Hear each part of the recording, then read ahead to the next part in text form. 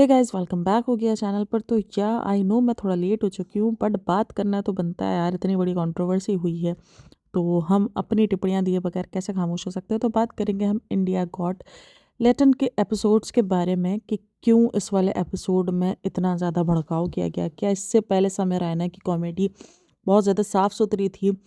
तो ये सारी बातें की जा रही हैं और बहुत सारे फैक्ट्स भी हैं, तो बहुत सारी बातें करने वाली हूँ मैं आप लोगों के साथ। तो होप्स हो कि आपको पसंद आए तो लाइक शेयर और चैनल को सब्सक्राइब लास्ट भी कर देना। इंस्टाग्राम को जाकर लास्ट में फॉलो कर लेना। तो भाई समय रैना का एक एपिसोड आता है जिसके अंदर रणवीर अलाहाबादिया और ट्रिपल किट एंड देन जो दूसरा है आशीष चंचलानी, ये तीनों फीचर होते हैं उस एपिसोड में। और चौथा बंदा था, उसका नाम मुझे नहीं पता, बट लेकिन ये तीन बंदे एपिसोड में जिनको हम जानते हैं। और रणवीर अलाहाबादी को कौन नहीं जानता भाई, उसकी पॉडकास्टों के ज़रिए उसने कितने बड़े बड़े नामों को पॉडकास्ट किया है। तो एक सेंसिबल किस्म का बंदा है जिसके साथ अच्छा उस वीडियो के अंदर ना, उसको पॉडकास्ट में अगर देखो तो रणवीर अलाहाबादी की प्राइवेट लाइफ, जो कि पास्ट लाइफ थी, प्राइवेट लाइफ नहीं सॉरी पास्ट लाइफ के बारे में भी डिस्कस किया गया था। जहाँ पर ये बताया गया कि वो कुछ ऐसी चीज़ों को भी लेता था जो कि मतलब शराब वगैरह, और जो दूसरी फूकने भागने वाली होती है वो भी ये लेता था। तो इन सब का भी खुलासा किया गया है कि भाई ये बंदा इस किस्म का भी था। और इससे पहले आई थिंक सो रणवीर के बारे में ये बात की गई थी एक बार पहले भी, और आई थिंक रणवीर ने अपनी पॉडकास्ट में भी इस चीज़ का जिक्र किया हुआ नहीं किया हुआ। लेकिन हाँ भाई, बहुत ज़्यादा सेंसिबल बंदा ना रणवीर को माना जाता था, तो इसलिए अब लोग ऑफेंड क्यों हुए। अब ऐसा तो नहीं है कि ये शो पहले बहुत ज़्यादा संस्कारी था और अचानक उसने ऐसा कुछ वल्गैरिटी दिखानी शुरू कर दी, नहीं। लोग ऑफेंड इसलिए हुए कि भाई रणवीर ने ऐसी बात कैसे कह दी, क्योंकि हमारे लिए उसकी इमेज बहुत एक अच्छे इंसान की, सेंसिबल इंसान की थी। तो इसने ऐसा कैसे बोल दिया। अब पता है ये सारी सोच ना दो चीज़ों को दर्शाती है, या तो वो वाकई ऐसा है, ठीक है, और पॉडकास्ट में ऐसा बनता है। यानी हर चीज़ यूट्यूब पर फेक है, मैं आपको बता रही हूँ ना, हर चीज़ फेक है। पॉडकास्टिंग करने वाले इतने ज़्यादा अपने रिलीजन पर बिलीव रखने वाले, अपने धर्म पर इतना ज़्यादा यकीन रखने वाले, और योगा करने वाले और इतना ज़्यादा ज्ञान बांटने वाले लोग भी इस किस्म की मेंटेलिटी के निकल सकते हैं। और यही हकीकत है। यूट्यूब पर बिकने वाला हर इंसान, यूट्यूब पर बिकने वाली हर चीज़ सच नहीं है, ये मैं आपको बता दूं। जो जैसा दिख रहा है ज़रूरी नहीं है वो अपनी रियल लाइफ में ऐसा ही हो, और रियल लाइफ में इससे बिल्कुल अपोजिट भी हो सकता है। तो यही बात यहाँ कहीं ना कहीं साबित होती है रणवीर के ऊपर। भाई रणवीर या तो इस किस्म का है, या तो फिर वो इस शो के अंदर फिट होने के लिए कुछ एक्स्ट्रा कर गया। अब काफ़ी लोग बोल रहे हैं समय ने जब ये पार्ट एडिट किया तो समय ने एडिट क्यों नहीं किया, समय ने इस पार्ट को कट क्यों नहीं किया, समय ने क्यों इस पार्ट को रहने दिया। तो भाई समय को लगा कि शायद जिस तरीके से पहले अब तक जोक्स चलते रहे वल्गैरिटी वाले, और ये कोई पहला जोक नहीं है जो समय ने मारा है, और ना कोई पहला बंदा है समय जिसने इस किस्म के जोक्स, यार इससे पहले समय के कितने जोक्स वायरल हो रहे थे जिसके अंदर वो कह रहा था कि मम्मी मज़ा ले रही है और करके, और के पापा बोल रहे हैं मैं थक गया हूँ, और इस किस्म के इसने कितने जोक्स मारे हैं, किस किस्म के गंदे माँ बाप पर जो मेंटली डिसेबल्स होते हैं, सॉरी, जो हैंड और फीट के साथ डिसेबल्स होते हैं, जिनके अंदर कोई डिसेबिलिटीज़ होती हैं, कोई कमी होती है, उनको लेके जोक मारना, अंधों को लेके जोक मारना, हाथों को लेके जोक मारना, किस किस्म के जोक्स नहीं मारे गए। अपनी नानी को लेके जोक मारना, मरे हुए लोगों को लेके जोक मारना। एक ऐसा जोक जो कि बहुत ज़्यादा वल्गर हुआ था इसका, जिसके अंदर ये था कि उसने एक बच्चे को कुछ 1500 2000 दिए थे, और वो बच्चा कुछ ट्रेन के नीचे आ जाता, तो जिसके बाद वो बोलता चलो पैसे तो गए लेकिन कम से कम लाइफ मनोरंजन तो देखने को मिला। यही सब कुछ था ना इसका, यही कुछ कमेंट था। तो सोचो किस किस्म की बातें की जा रही थी। क्या इससे बड़ा जोक था वो, किसी बच्चे की डेथ से बड़ा जोक था वो, ठीक है, किसी बच्चे की डेथ से बड़ा। ये तो फिर माँ बाप के साथ देखना करना कि जब आप एक किसी की मौत को मजाक समझ सकते हो, तो इससे बड़ा जोक क्या हो सकता है। ये तो फिर लोगों के लिए आम हो जाएगा ना, जब आप लोगों की मौत को सिर्फ देखना इस चीज़ के लिए समझोगे। एक इस लेवल पर जाकर बंदा सोच रहा है कि वो लाइव एक बच्चा अगर देख रहा है इस सिचुएशन में तो उसको मज़ा आ रहा है, उसको मनोरंजन मिल रहा है, और उसको वो चीज़ अच्छी लग रही है, चाहे उसने जोक के थ्रू में कहा हो। लेकिन आप क्या सोच सकते हो इससे बड़ी कोई चीज़ हो सकती है कि माँ बाप के साथ जो है वो उस तरीके की, पता है वो वर्ड्स ऐसे हैं जिनको मैं यूज़ भी नहीं करना चाहती। तो ये सारी बातें मुझे बताओ ज़रा, कोई लॉजिक है इन बातों का, कोई हंसी है, कोई हंसी आती है। देखो समय रैना के कुछ जोक्स होते हैं जिन पे आप ठीक है नॉर्मली हंस सकते हो, थोड़े से डार्क ह्यूमर वाले होते हैं। लेकिन इस डार्क ह्यूमर की लिमिट कौन तय करेगा, मैंने ये बताओ।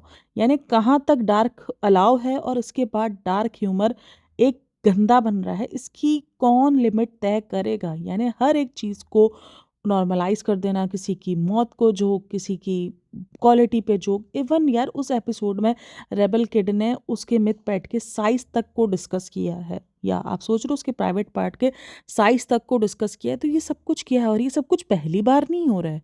इससे पहले राखी सावंत वाला एपिसोड था, वो भी बहुत ज़्यादा वल्गर था। अगर आप देखो तो उसमें भी बहुत कुछ गंदा बोला गया था। वो राखी सावंत एक टैबलेट खा रही होती है, तो वो कहते हैं कि भाई ये तो इस पार्ट के लिए, तो बोलती है ये क्या इससे कम है।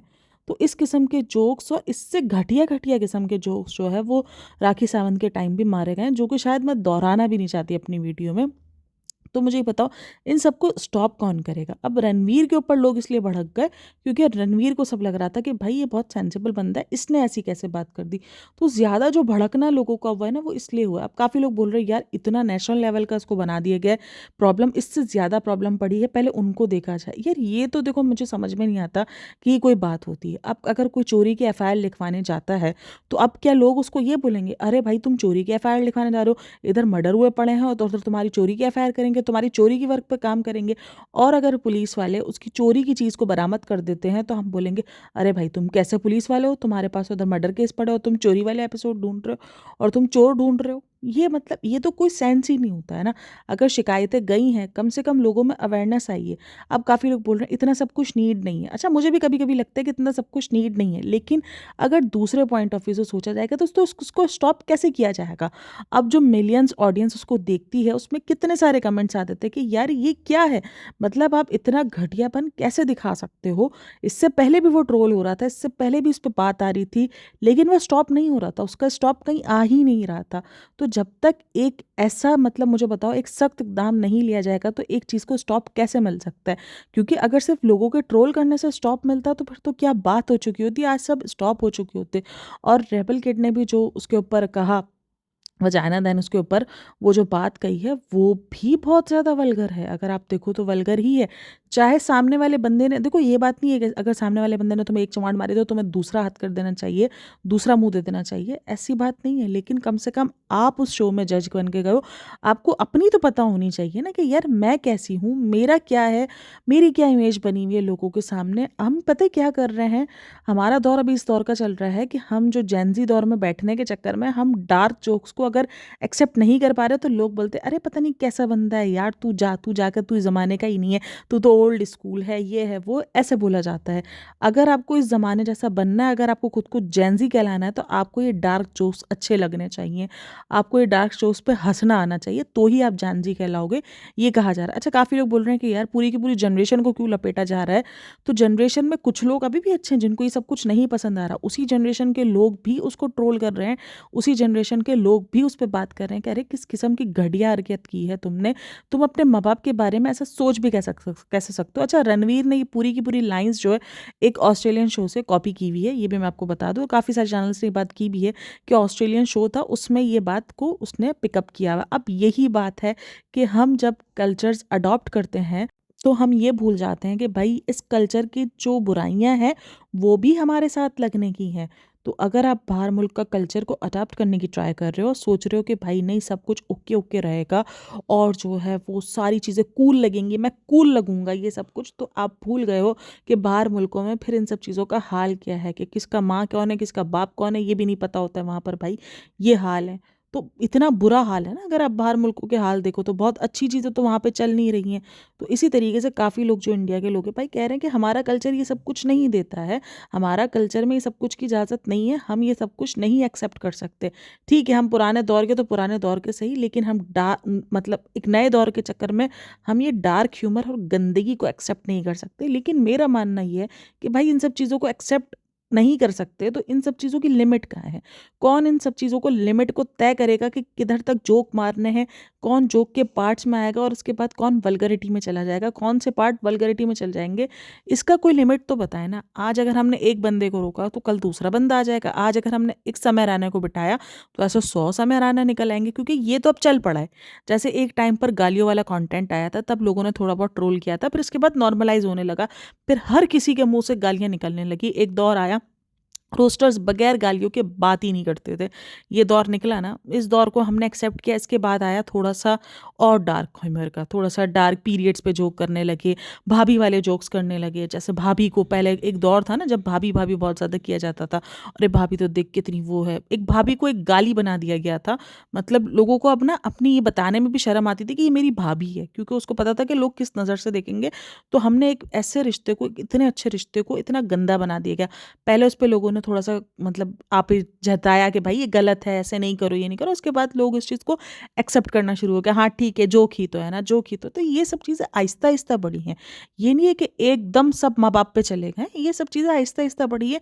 कहीं स्टॉप नहीं लगाया गया तो उनको लगा यार हमें तो कोई बोलने वाला ही नहीं है, हम तो जो करें जैसा चाहें। यूट्यूब अगर हमारी वीडियोज़ को मोनेटाइज़ नहीं कर रहा तो हम लोगों से पैसा कमा लेंगे, हम अपनी जो है सब्सक्रिप्शन बेचेंगे और उससे हम पैसे कमा लेंगे। हमें किधर ज़रूरत है, यूट्यूब अगर इस वल्गैरिटी को प्रमोट नहीं कर रहा और यूट्यूब इस वल्गैरिटी को जो है वो नहीं दिखा रहा। अब काफ़ी लोग कहते हैं कि भाई जिन्होंने भी देखा है वो शो खरीद के देखा है और इससे लोगों को, अगर जो भी लोग हैं वो तकरीबन 18 प्लस होंगे या तो अडल्ट होंगे, उन्होंने ही वो शो खरीदा होगा, सॉरी वो सब्सक्रिप्शन खरीदी होगी और वो शो देखे होंगे। चलो जी, अच्छा जी, ठीक है, मैं ये भी मान लेती हूँ। लेकिन इसकी जो रील्स बना-बना के इंस्टा पर अपलोड की जा रही हैं, क्या वो बच्चे नहीं देखेंगे? क्या वो बच्चों को नज़र नहीं आएगा? मतलब ये कंटेंट तो आप अभी से जनरेशन के दिमागों में डाल रहे हो कि भाई ठीक है। अच्छा, अभी मैं ना रिसेंट दिनों एक बच्चा देख रही थी जो गालियों से शुरू कर रहा था और जो गालियों से रोस्टिंग कर रहा था। मैंने कहा देखो ये जा रहा है, और वो भी डार्क कॉमेडी के थ्रू में जा रहा था, डार्क कॉमेडी करने की ट्राई कर रहा था। तो हमने इन सब चीज़ों को बहुत आहिस्ता-आहिस्ता नॉर्मलाइज़ किया, बट हम कर गए। फिर हमने पीरियड्स के जोक लेने शुरू किए, फिर हमने बच्चा पैदा करने के जोक शुरू किए, फिर हमने मर्दों के प्राइवेट पार्ट्स पे जोक शुरू किए। तो ये सब कुछ जोक बढ़ते रहे, फिर औरतों के प्राइवेट पार्ट्स पे आए, हम उस चीज़ को एक्सेप्ट करते रहे। फिर माँ-बहन के जोक होने लगे, उसको भी हमने एक्सेप्ट किया। अब माँ-बाप के उन प्राइवेट पार्ट्स के जोक होने लगे, उन प्राइवेट मोमेंट्स के जोक होने लगे, जो कि किसी भी हालत में काबिल कबूल नहीं है। तो यही बात है कि इनकी स्टॉप कहाँ है? इनकी स्टार्ट बहुत बहुत पहले से हुई थी। जब ये गालियाँ हुई थी ना तभी से स्टार्ट हुई। मैं नहीं बोलती कि गालियाँ कोई नहीं देता, हम और आप अपनी ज़िंदगी में बहुत देते हैं, लेकिन जिस तरीके से नॉर्मलाइज़ किया जा रहा है उन सब चीज़ों को कि गालियाँ देना कूल वाइब्स है। अगर आप गाली देते हो तो आप जेन ज़ी दौर के लगोगे और आप कूल लगोगे। ये सब कुछ गलत है। अगर आपको डार्क कॉमेडी पसंद नहीं है तो आप इस दौर के ही नहीं हो, आप तो इस जनरेशन के ही नहीं हो। भाई आपको तो निकल जाना चाहिए, क्योंकि अगर आपको डार्क कॉमेडी समझ नहीं आ रही है तो फिर आपको क्या समझ आ रहा है? और मुझे कभी-कभी समझ में नहीं आता ये डार्क कॉमेडी का जो ह्यूमर होता है उस पर हँसना किधर होता है? मैंने ये दस दो। किसी के मरने पर आप हँस रहे हो कि यार मेरी दादी ऐसे मर गई, मेरी नानी ऐसे मर गई, मेरी नानी को मेरी नानी ने मरने से पहले आवाज़ दी थी, मेरे नाना ने मरने से पहले आवाज़ दी थी, आवाज़ भी नहीं दी। तो उसने बोला हाँ मेरे नाना तो दी बोलती, लेकिन हमें दी थी, हम सोए हुए थे। मेरे नाना तो चलने में मर बसे, चल बसे, सोने में चल बसे। इस तरीके की बातें, इस तरीके के जोक्स किए गए। मुझे बताओ इसमें हँसने वाला क्या है? मतलब ये कोई बहुत हँसने वाली बात है? मुझे वाक़ई जो लोग बोलते हैं ना कि यार समय रैना बहुत ज़्यादा एक अच्छा कॉमेडियन है। कुछ जोक्स होते हैं, ठीक है, डार्क जोक्स कभी-कभार आपको लग जाते हैं, हाँ, अच्छे लग रहे हैं, ये लग रहा है, वो लग रहा है। लेकिन इतने डार्क जोक्स जिस पर आपको हँसी आ ही नहीं सकती, इन जोक्स पर कौन हँसता है मुझे आप बता दो। मैंने आपको जितने भी जोक्स बताए हैं, क्या आपको उन पर हँसी आई है? आपको लगा है कि ये हँसने काबिल हैं? चाहे वो ट्रेन वाला बच्चा हो, चाहे वो राखी सावंत वाला जोक्स हो, ये क्या सब कुछ हँसने के काबिल हैं? इनमें किधर है हँसने का? क्यों? अगर समय रैना का अगर आप वीडियोज़ देखो ना, उसमें वो जब नॉर्मली जोक्स करता है ना तो लोग नहीं हँसते हैं, लोग उसको रिएक्शन भी नहीं देते हैं। लेकिन जैसे ही वो कोई ऐसा अडल्ट जोक मारता है या कोई इस किस्म की बगाड़ती या कोई भी कुछ कह लो ना करता है, तो उसके बाद क्या ठाठाई होती है, क्या जो है वो तालियाँ बजाई जाती है। वो रिपल किट के वो वाले पार्ट पे भी देखो, उस पार्ट के बाद भी कितनी ज़्यादा तालियाँ बजाएगी और किस तरीके से। एक तो मैं उस बंदी को सोच रही हूँ यार, मतलब कि वो कूल बनने के चक्कर में और जेन ज़ी बनने के चक्कर में उसने तो सारी लिमिट्स। अभी रिसेंट भी इसका एक पंगा हुआ था, जब वो किसी ऑडिशन वगैरह पे गई थी तो वहाँ पर जो है उसको किसी ने उसके पास्ट के बॉयफ्रेंड के नाम से पुकारना शुरू कर दिया था, जो भड़क उठी थी। चलो वहाँ पर तो मैं बोल भी सकती हूँ कि चलो बंदे का बनता है ट्रिगर्ड होना। जब आपको सामने से इस तरीके से रिस्पॉन्ड मिल रहा है और आपने एक बार बहुत अच्छे से समझा दिया, दूसरी बार भी आपको रिस्पॉन्ड मिल रहा है, आप भड़क सकते हो। लेकिन यहाँ पर तो ऐसा कुछ नहीं था। यहाँ पर आप एज़ अ जज गए हुए थे, तो आपको तो काबू रखना चाहिए था अपने ऊपर कि भाई नहीं, मैं एज़ अ जज बन के गई हूँ। वो सामने वाले बंदे की कोई हैसियत नहीं है। सामने वाला बंदा कोई मायने नहीं रखता, मतलब यूट्यूब पर, या उसकी कोई वैल्यू नहीं है, फेस वैल्यू। लेकिन कम से कम मेरी तो फेस वैल्यू है ना। मैं तो एज़ अ इन्फ्लुएंसर काम कर रही हूँ, तो मैं तो कम से कम उसकी लाज रख लूँ, मैं तो रख लूँ कि भाई मैं एज़ अ इन्फ्लुएंसर गई हूँ वहाँ पर, तो मेरी तो लाज रखना बनता है, क्योंकि लोग मुझसे इन्फ्लुएंस होंगे। अगर मैं इस बात को ऐसे ट्रीट करूँगी, तो लोग भी कल को इसी तरीके से इन सब चीज़ों को बहुत आम लेना शुरू कर देंगे।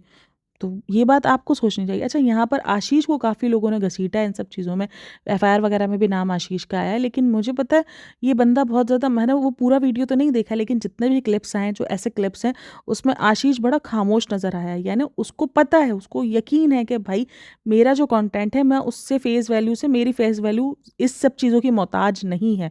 मैं इन सब चीज़ों के बगैर भी लोगों को हँसा सकता हूँ। हमारे यहाँ तो ऐसा ही होता है। तो ये इसके लिए काफ़ी है आशीष चंचलानी के लिए। आशीष को इन सब चीज़ों की ज़रूरत नहीं थी। ठीक है, थोड़ा बहुत तो लुक में उसने भी दिए है। जैसे भारती सिंह और हर्ष लंबाशिया वाला एपिसोड था, जिसके अंदर भारती थोड़ा-सा ना बार-बार अजीब होती हुई दिख रही थी। यानी ऐसा लग रहा था कि यार वो थोड़ा-सा ना उसको अनकंफर्टेबल फ़ील हो रहा है, क्योंकि इतनी ज़्यादा वो शायद एक्सपेक्ट नहीं कर रही थी। लेकिन अब जो भी जा रहे हैं वहाँ पर, उन सबको पता है कि उस शो में क्या होता है। तो इसलिए जो भी या तो अपनी इमेज बचाने के लिए कर रहे हैं कि नहीं यार कहीं हमारी इमेज ख़राब ना हो जाए अगर हमने ये सब कुछ दिखा दिया। तो ये भी सोच हो सकती है, क्योंकि जो भी होस्ट उस शो में जा रहा है, जो भी गेस्ट उस शो में जा रहा है, उसको पता है कि ये शो किस किस्म का है और वहाँ पर क्या होने वाला है। अव्वल तो रणवीर को ये सब कुछ एक्सेप्ट नहीं करना था, और अगर कर लिया तो बिलो द बेल्ट नहीं जाना था। उसको ये चीज़ याद रखनी थी कि उसने अपनी इमेज क्या बना के रखी है। लेकिन भाई कहते हैं ना कि सच तो आ ही जाता है सामने। जो उस बंदे का सच था, जैसा वो बंदा था, जैसा उस बंदे की सोच थी, उसके बाद एक माफ़ीनामा मांग लिया गया, जो कि सबको सबको फेक लग रहा था। ऐसा लग रहा था बस ज़बरदस्ती जो है वो मांगा कि अच्छा, समय रैना पे काफ़ी लोग जो है वो कह रहे हैं, क्योंकि उसने सारे एपिसोड्स अपने डिलीट कर दिए, कि सारे एपिसोड डिलीट करने की ज़रूरत नहीं थी, ये नहीं था, इतना अब ज़्यादा हो रहा है, ये हो रहा है। तो ये ज़्यादा है, आई एग्री, ये ज़्यादा है, लेकिन ये शायद दूसरे लोगों के लिए एग्जाम्पल्स बन सकता है। अब जब एक चीज़ ख़राब की है, तो उस चीज़ को सही भी तो यही बंदा करेगा ना। एक चीज़ को नॉर्मलाइज़, ठीक है, इसने अकेले ने एक चीज़ नॉर्मलाइज़ नहीं की, और बहुत सारे लोग हैं जिन्होंने अलग अलग चीज़ों को नॉर्मलाइज़ किया है। किसी ने अंधेपन को नॉर्मलाइज़, अंधेपन पे जोक नॉर्मलाइज़ कर दिए हैं, किसी ने माँ बाप पर जोक्स नॉर्मलाइज़ कर दिए हैं, किसी ने प्राइवेट पार्ट्स पर जोक नॉर्मलाइज़ कर दिए हैं। तो हर किसी का अपना अपना हिस्सा रहा है इन सब चीज़ों में। लेकिन समय रैना शायद उन सब चीज़ों को रोकने की वजह बन सकता है। अगर इस बंदे पे, वो कहते हैं ना, रस्सी कसी जाएगी तो शायद 10 मुजरिम जो है वो डर जाएंगे। अगर एक एक बंदे पर आप करो, मुजरिम क्या तौबा, अगर एक गलत चीज़ को अगर आप रोकने के लिए एक बंदे को कसोगे, तो ऐसे 10 बंदे जो है वो डरेंगे। तो मे बी शायद ये हो सकता है लोग इस चीज़ को अब डरें इन सब चीज़ों को करते हुए, कि भाई हम पर भी ऐसा कुछ हो सकता है। एक नेशनल लेवल का इसको बनाया गया है। अब काफ़ी लोग बोल रहे हैं ये दूसरे भटकाने के लिए। अच्छा, मुझे तो ये लोगों की समझ में नहीं आ रहा, अरे इससे बड़ी-बड़ी चीज़ें पढ़ी हैं, क्या तुम एक एपिसोड के पीछे पड़ गए हो? क्या ये तुम पड़ गए हो? भई बड़ी-बड़ी चीज़ें ज़रूर पढ़ी हैं, लेकिन अगर ये भी एक बड़ा मुद्दा है, तो इस पे भी नज़र जानी चाहिए।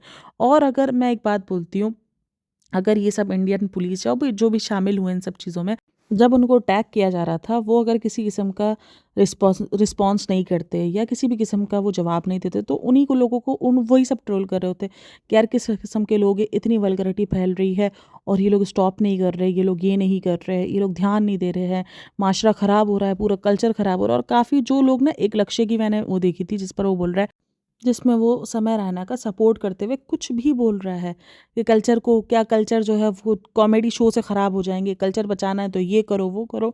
अरे बाबा, मतलब कि तुम अगर अपने दोस्त को बचाने के लिए कुछ भी ऊल जलूल बोल दोगे, मैं मानती हूँ कि थोड़ा ज़्यादा हो रहा है, लेकिन कहीं न कहीं तो उसका स्टॉप लगना है, कहीं तो कहीं उसका हल निकलना है ना।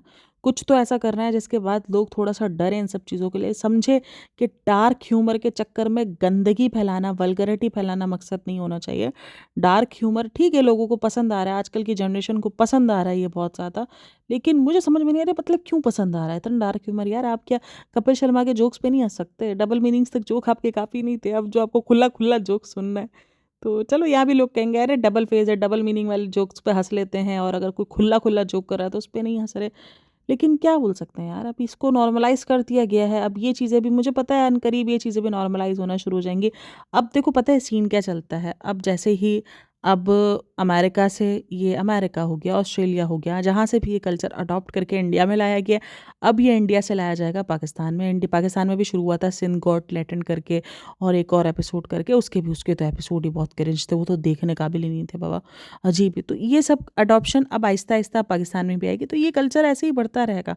तो इसलिए अगर आप कहेंगे कि मैं एज़ अ पाकिस्तानी क्यों बोल रही हूँ, तो मैं आपको इसीलिए बोल रही हूँ कि कल्चर अनकरीब हमारे शहर में भी आना है और हमारे मुल्क में भी पहुँचना है। इसी तरीके से, क्योंकि हर चीज़ कॉपी होती ही है। तो इससे पहले ये पाकिस्तान में आम हो तो भाई इन सब चीज़ों को रोकथाम हो जानी चाहिए। पहले भी रोकथाम हो जानी चाहिए ना, तो दूसरे वाले डरेंगे सीरियसली। अब देखो मैं ये बताए कैसे बता रही हूँ। अब जैसे पहले इंडिया शो में क्या होता था कि वेस्टर्न कपड़ों के साथ और ये सब कुछ जैसे अवार्ड शोज़ किए जाते थे। पहले इंडिया के अंदर बड़ा इन सब चीज़ों को लेकर ना बवाल मचता था कि यार ये कैसे कपड़े हैं, ये कैसे नहीं है। फिर आहिस्ता-आहिस्ता नॉर्मलाइज़ होना शुरू हुआ। वहाँ नॉर्मलाइज़ होना शुरू हुआ, अब पाकिस्तान में ये कल्चर आया। पाकिस्तान में शुरू में इस चीज़ों को लेकर बहुत ज़्यादा ट्रोल किया जाता था कि यार ये कैसा है, ये कैसा कल्चर है, ये क्या है, ये क्या। अब आहिस्ता-आहिस्ता पाकिस्तान में भी सारी चीज़ें नॉर्मलाइज़ हो रही है। तो इसी तरीके से और बहुत सारी चीज़ें हैं जो इंडिया ने वेस्टर्न से कॉपी की है और उसके बाद पाकिस्तान इंडिया से कॉपी कर रहा है। तो ये सब कुछ चलता आ रहा है। अच्छा, उस एपिसोड में एक और बहुत अजीब बात थी कि आपको अगर कोई बोले कि 1 करोड़ में आपको ये चूसना है, तो आप क्या करोगे? उसके बाद वो बोलता है 2 करोड़ कैश में रणवीर इलाहाबादिया। तो वो उधर ना दीपक कलाल का नाम भी लेता है। तो देखो मैं ये बात मानती हूँ कि अगर रणवीर की जगह पे दीपक होता ना तो इतना बड़ा यानी इशू नहीं बनता। दीपक को लेकर इसलिए इतना बड़ा इशू बना क्योंकि सॉरी उसको रणवीर को लेकर इतना बड़ा इशू इसीलिए बना क्योंकि एक ना रिस्पेक्टेड बंदा था। इसी वजह से अगर ये कोई इसकी जगह पे अब जैसे राखी सावंत आके गई, वो एपिसोड भी बहुत ज़्यादा डार्क था लेकिन किसी ने इतना ज़्यादा हल्ला नहीं मचाया। अच्छा, इससे पहले भी एक और एपिसोड पर ना उसके खिलाफ एफआईआर हुई थी। वो जो डॉग वाला सीन था ना कि हम अपने डॉग भी कर इस तरीके से जो एपिसोड था, आप सबको पता है कि बहुत ज़्यादा वायरल जो रही है वो क्लिप। मैं ज़्यादा बोल नहीं सकती क्योंकि थोड़ा सा इशू हो जाएगा वरना। तो वो एपिसोड भी बहुत ज़्यादा वायरल गया था, उसकी वो क्लिप भी बहुत ज़्यादा वायरल गई थी और समय उसी टाइम से निशाने पर आ गया था, उसका वो शो निशाने पर आ गया था। वो कहते हैं ना कि एक ताबूत में आखिरी कील ठोकने का होता है, वो वाली कील जो है वो रणवीर ने आके ठोक दी उसके ताबूत में। तो इस वजह से वो ख़त्म हो गई कहानी। अच्छा, एक और जोक मेरा ना इसके सामने आया था, वो ये था, इसमें कहता है एक बंदे को बोल रहा होता है कि मेरी नानी जब खाना खिलाती है ना तो मेरे घर पे आना, मेरी नानी के हाथ का खाना खाना है। तो उसको बोलता है जल्दी आना, लेकिन तो वो बंदा हँस रहा होता है। उसके बाद वो बोलता है जब वो खिलाने आती है ना, खिलाने के लिए आती है तो वो उतना ही खाना देती है, पहले खिला देती है फिर उसके बाद उतना ही खाना दोबारा लेकर आती है और बोलती है अगर तूने नहीं खाया तो मैं मर जाऊँगा। तो वो बोलता है ओ तेरी, अगर ये नहीं खाया तो फिर 12 दिन वेज कौन खाएगा। ये इस किस्म के जोक्स मारता है जो कि उस वक़्त तक सबको अच्छे लग रहे थे। उस पर बहुत सारे कमेंट्स थे कि हाँ, हाँ, डार्क डार्क कर अंधेरा और डार्क ह्यूमर हो तो समय रैना जैसा हो और ये सारी बातें। उस चीज़ को हमने ही तो नॉर्मलाइज़ किया ना। हमने इन जोक्स पर कभी उठाए ही नहीं ऑब्जेक्शंस कि भाई ये जोक भी क्यों है? मतलब ऐसे जोक क्यों मारा जा रहा है? लेकिन फिर भी जो है एक तरीके से अगर देखो ये जोक था जो कि कहीं न कहीं कल्चर के ऊपर जोक था, जो कहीं न कहीं आपके रिलीजन के ऊपर जोक था कि भाई काफ़ी सारे रिलीजन के अंदर ये होता है कि कहीं कोई डेथ हो जाती है तो 12 दिन तक नॉन-वेज खाना होता है। तो ये सब जोक रिलीजन के ऊपर जब मारे जा रहे थे, जब इस तरीके से रिलीजन के ऊपर बात की जा रही थी, इस तरीके से जब ऐसी चीज़ों को जो है वो मतलब यूज़ टू किया जा रहा था, तब हमने आवाज़ उठाई नहीं थी। तब हमें ये सब कुछ मज़ा लग रहा था, हमें लग रहा था हाँ, हाँ, हाँ, ये तो बहुत अच्छे जोक मार रहा है। तो यही सारी चीज़ें ये बढ़ती रहीं, उसका कहीं स्टॉप ही नहीं आया। उसको लगा अरे भाई मेरी तो ऑडियंस मुझसे अट्रैक्ट हो गई है, अब तो मैं कुछ भी करूँगा, मैं तो बादशाह बन चुका हूँ। यही सीन है और भाई एक मैं जानती हूँ, हर उरूज को ज़वाल है, मैं इतना जानती हूँ और अगर कोई इस तरीके के उरूज पर आया तो उसको तो ज़वाल मिलना ही मिलना है। अच्छा, मज़े की बात बताऊँ, ऐसे-ऐसे लोग भी निकल कर आ रहे हैं। जब ये एपिसोड्स पहले शो होते थे ना, मतलब जब भी इनका टेलीकास्ट होता था, तो उनको लेके रिएक्शन दिया जाता था और उस पे बड़ी हँसी मज़ाक बताई जा रही होती। बड़े ऐसे डार्क जोक्स पे हँसा जा रहा होता था कि हाँ, हाँ, हाँ, हाँ, कैसा जोक मारा, ये मारा, वो मारा। लेकिन आज वो बंदे भी उसको लेकर क्रिटिसाइज़ कर रहे हैं क्योंकि भाई अब एक चीज़ निकल कर आ गई है तो इसलिए हम भी क्रिटिसाइज़ करते हैं और हम भी बोलते हैं नहीं, नहीं, नहीं, नहीं, ये बहुत ख़राब था, ये बहुत गंदा जोक था। अरे इससे पहले भी मम्मी-डैडी वाले जोक पर हँस रहे थे। इससे पहले भी एक जोक में थोड़ा-सा घुमा-फिरा के बोला गया था, जहाँ पे समय रैना थोड़ा-सा घुमा-फिरा के बोल रहा था कि मेरे मम्मी-पापा पे। जोक उसने भी बहुत सारे किए थे, जिसके अंदर मैंने बताया था ना कि वो बता रहा था कि मेरे पापा ने बोला, "मैं थक गया, तुम्हें मज़ा आ रहा है" और पता नहीं इस तरीके का एक जोक था, जो कि यार इतने गंदे-गंदे जोक्स हैं ना, मैं यहाँ पर बोल भी नहीं सकती हूँ सीरियसली। तो उस जोक पर बैठ के वो हँस रहा था कि हाँ, हाँ, हाँ, क्या जोक्स मारे हैं। ओए भाई, समय रैना का तो कोई ह्यूमर ही नहीं है, कोई डार्क, मतलब ऐसा बंदा कैसे सोच सकता है? ये बंदा तो धरती से बिलॉन्ग नहीं करता, उसकी इतनी बड़ी-बड़ी बातें की जा रही थी। और अचानक जैसे ही वो एक रणवीर के ऊपर केस लगा और ये सारी चीज़ें हुई तो वो बंदा आ गया, अरे भाई ये तो होना ही नहीं चाहिए था, ये कैसे हो सकता है इस शो में? वाह, वाह, वाह, वाह! तैनू बड़ी जल्दी याद आ गया।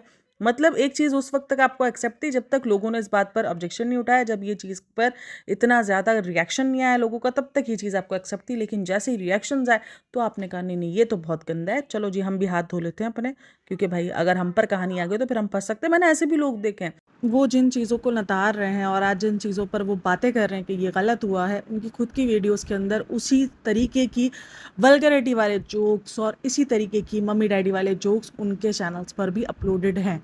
तो यही बात है कि हर कोई इस चीज़ को अपना फ़ायदा कर रहा है उसके लिए। अब समय रैना एक फंसा है तो अब सारे लोग फ़ायदा कर रहे हैं कि नहीं हम भी फ़ायदा कर लेते हैं, अब हम इसको बुरे बोल के ना कूल बन जाते हैं। वो कूल बनने के चक्कर में वो ये भूल चुके हैं कि भाई एक टाइम पर समय रैना के जोक्स हमें भी पसंद थे, लेकिन क्योंकि वो बिलो द बेल्ट, वो तो पहले भी जाता था, उस पर तो आपने आवाज़ नहीं उठाई कभी भी आपने नहीं बोला कि भाई ये बिलो द बेल्ट चला जाता है। और जब कुशा कपिला वाला सीन हुआ था तब कहाँ था, तब खामोशी ही थी ना, किसी ने आवाज़ उठाई थी कुशा कपिला, और उसके बाद में लड़ाई भी हो गई है समय रैना के साथ। कितने गंदे जोक्स किए गए थे, यानी एक औरत की उस चीज़ पर मजाक बना दिया गया था जिस पर वो इतनी तकलीफ में होती है भाई। तो सोचो उन सब चीज़ों पर उसने जोक्स मारे हैं, क्या कुछ उसने जोक में अपने नहीं किया है आज। लेकिन सिर्फ रणवीर ने ये किया तो हमने कहा कि यार रणवीर गंदा है, रणवीर ऐसा है, सिर्फ इसलिए क्योंकि वो पर्सन हमारी नज़रों में बहुत इज्जतदार था, वो बहुत अपने मज़हब को मानता था, अपने रिलीजन के साथ बहुत ज़्यादा प्यार करता था, इसीलिए बस वो नहीं कर सकता था। बाकी अगर इसकी जगह पे कोई और होता तो हमें चल जाता, लेकिन हाँ रणवीर था तो हमें नहीं चल सका। तो ये हम भी डबल फेस है, हमारी भी ये गलती है यहाँ पर कि हमें इस चीज़ के लिए, चाहे कोई भी बंदा कर रहा हो ये जोक्स इस तरीके के, हमें आवाज़ उठानी चाहिए। लेकिन खैर काफ़ी लोग बोल रहे हैं कि इनको छोड़ देना चाहिए, पुलिस वगैरह इनके घर पर गई है तो अच्छा पुलिस वगैरह गई ना, मैं पता नहीं किसी की पॉडकास्ट सुन रही थी, वहाँ पर बोल रहा था भाई नहीं क्या था कि तुम, शायद लक्ष्य ही बोल रहा था, जो पुलिस गई है तो क्या भाई आप छुपे हुए जोक्स लेने के लिए गए हो रणवीर के घर के, गए अंडरग्राउंड उसने जोक्स नहीं छुपा के रखे हो वैसे, वो ढूंढने के लिए गए हो। तो ये सारी बातें हो रही थी, तो मे भी देखो अब आगे क्या होता है, किधर तक जाती है ये बात, क्योंकि ये बात बहुत ज़्यादा बड़ी है। वन ये तक न्यूज़ आ रही है कि पार्लियामेंट, भाई बहुत मायने रखता है पार्लियामेंट में जब कोई मुद्दा उठता है, तो ये उठा उधर आवाज़ उठाई जा रही है। अब काफ़ी लोग इस चीज़ को ऐसे डिनाई कर रहे हैं, अरे मुल्क में और भी बहुत कुछ गंदा है, मुल्क में और भी बहुत कुछ क्राइम्स हो रहे हैं, सिर्फ ये क्राइम थोड़ी है। तो ठीक है भाई, अगर आपको लगता है कि एक चोरी करना अगर क्राइम नहीं है, और अगर आपको मतलब जो आपके साथ मर्डर हो रहे हैं वो आपका सिर्फ क्राइम में आता है, तो फिर तो ये सोच आपकी ठीक है भाई, फिर तो आप ये छोटे मोटे क्राइम्स पर क्यों रोते हो, क्यों ये स्नैचिंग वगैरह पर रोते हो। सिर्फ स्नैचिंग होती ही है, जब मरोगे तब आना, तब बोलना, फिर वो बड़ा क्राइम होगा। तो ये नहीं होता है, ठीक है किसी एक को सबक मिलेगा। मे बी मैं इधर इसलिए राइट करती हूँ कि देखो किसी एक को किसी एक पर सही लगाम कसी जाएगी तो फिर ऐसे 50 लोग डर जाएंगे, और 50 लोग ये करने से पहले सोचेंगे, वरना ऐसे हज़ारों समय रैना हमें देखने को मिलने वाले थे। और बहुत करीब एक और शो में देख रही थी इसके साथ ना, वो आ रहा था, वो कन्फेशन टाइप का था, वो अपने ना पर्दे के अंदर कन्फेशन के लिए लेकर आ रहा था, और उस तरीके के वो भी उसी तरफ ही जा रहा था। अगर लिटरली अगर आप देखो तो आहिस्ता आहिस्ता वो भी समय रैना टाइप ही जा रहा था। तो ये एक शो हुआ है, ऐसे हज़ारों शो निकल कर आएंगे अगर इनको किसी सख्त कार्रवाई का नहीं दिया। अगर देखो ये ट्रोल करके छोड़ दिया गया, किधर सुधरा समय रैना, इससे पहले भी 50 बार ट्रोल हुआ, सुधरा नहीं सुधरा। वो तो यही बोलते थे ये तो कॉमेडी है, कॉमेडी के अंदर मैं दिमाग किधर से ला सकता हूँ, कॉमेडी के अंदर मैं सेंसेबल कॉमेडी किधर से कर सकता हूँ, ये काम ज्ञान में कॉमेडी में कैसे दे सकता हूँ। ज्ञान देना जो है वो माँ बाप का काम है, अपने बच्चों को रोकना माँ बाप का काम है, सही है भाई। तो ये बोलता है कि एक तरफ सिगरेट की अगर बाहर निकलते तो टिप्पणी होती है तो उसको रोकना आपका काम होता है, सही है भाई। कहीं ना कहीं ये मुझे लगता है ना बातों में सही लग जाता है। लेकिन यार देखो ये सारी चीज़ें ऐसी हैं जो जहन में गंदगी डाल रही हैं, जहन को अंदर गंदगी भर रही है। सोचो अपने माँ बाप के बारे में, कोई जिस चीज़ से क्लिप सोची होगी उसके दिमागों में ये चीज़ें आई होंगी ना माँ बाप के बारे में, कितनी कोई गंदी सोच। और उस जगह पर काफ़ी लोग इसलिए भी भड़क रहे हैं कि ऐसी जगह जहाँ पर जो माँ बाप है उनको भगवान का दर्जा दिया जाता है, क्योंकि वो लोग अपने माँ बाप को बहुत जो है वो ऊपर रखते हैं और उनके लिए बहुत उनको मानते हैं। तो उस जगह पर और ज़्यादा इस चीज़ को उठाया जा रहा है। खैर आप लोग क्या राय है मेरे साथ लाजमी शेयर करना। Thanks for listening, watching, take care, bye bye, अल्लाह हाफ़िज़।